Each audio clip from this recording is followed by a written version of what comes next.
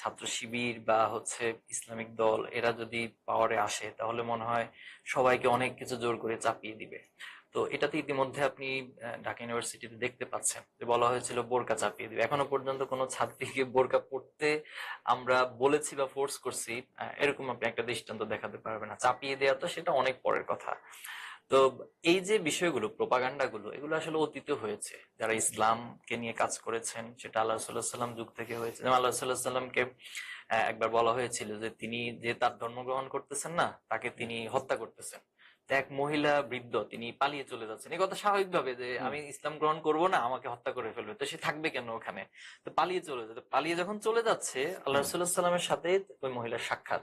হুম, সাক্ষাতের পর তিনি জিজ্ঞেস করলো যে বৃদ্ধ মহিলা অনেক জামা কাপড় তার বোঝা নিয়ে যাচ্ছেন, তো আপনি এত কষ্ট করে কোথায় যাচ্ছেন? বললো যে মোহাম্মদ নাকি যে ধর্মগ্রহণ করছে না তাকে মেরে ফেলতেছে, এই জন্য আমি এটা ছেড়ে দিয়ে আমার এক আত্মীয়ের বাড়িতে চলে যাচ্ছি দূরে এক জায়গায়।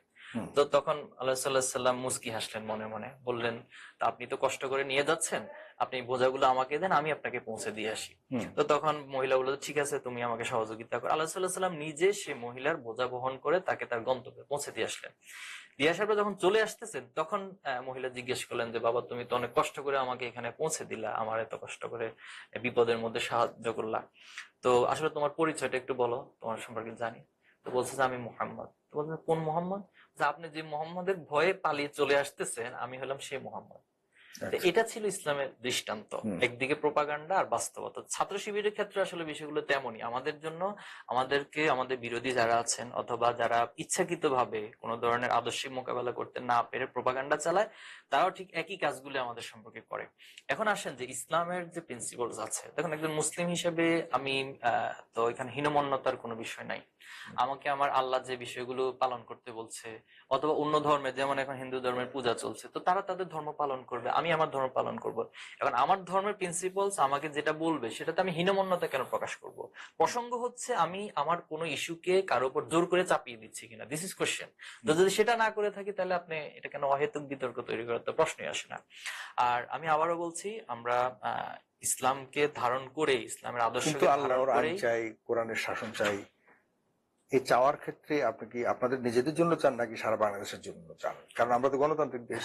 জি, আপনার চাওয়া, আপনি যখন ক্ষমতায় আসবেন তখন তো আপনি আল্লাহর আইন চাইবেন এবং কোরআনের শাসন দেখেন, চাইবেন, কোন সেটার সাথে কনফ্লিক্ট করে না? আদর্শের চাওয়াটা তো মানুষ একা একা চায় না, এটা হুম, কালেকটিভ ওয়েতে মানুষ চায়, যে কোনো কিছু সবাইকে নিয়ে করে।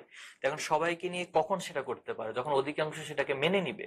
হুম, আল্লাহ সাল্লাহ সাল্লাম তো মক্কা থেকে মদিনা হিজরত করে যেতে বাধ্য হয়েছেন। হুম, কেন গিয়েছেন? কারণ মক্কার অধিকাংশ মানুষগুলো আল্লাহ সাল্লাহ সাল্লামকে তখনও গ্রহণ করার মানসিকতায় ছিলেন না।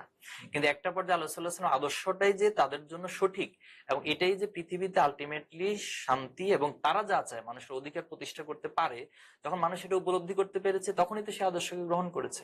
ইন দ্য সেম ওয়েতে আমরা এটা বলছি না যে আমরা যা চাচ্ছি সেটা বাংলাদেশের মানুষকে কালকে সব গ্রহণ করে ফেলতে হবে, তা না।